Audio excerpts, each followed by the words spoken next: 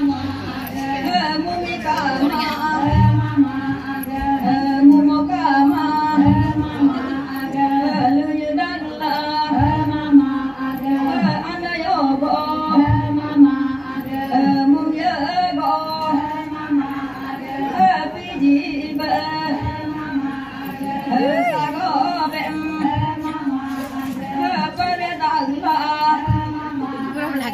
kênh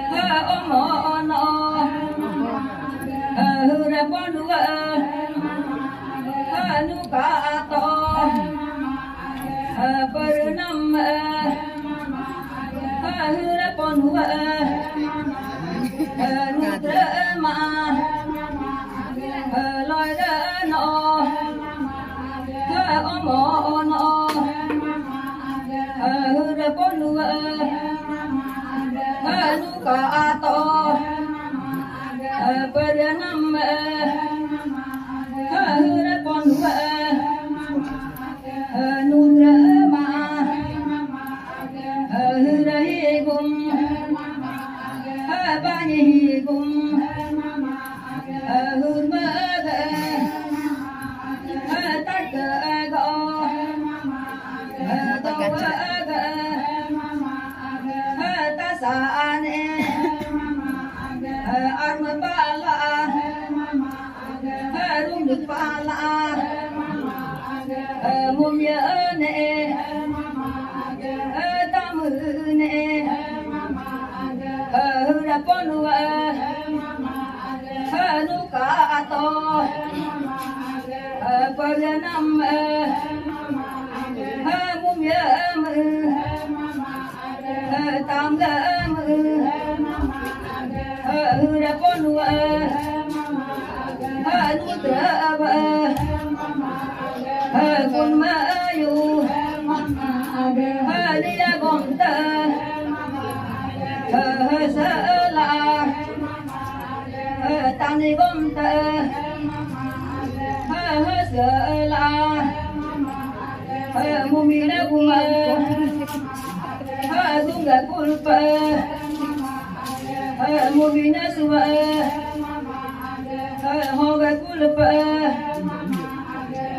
Mì Gõ để không bỏ lỡ con mà mùng giờ mưa tan giờ mưa dư nên đã cùng cũng gọi lại cũng là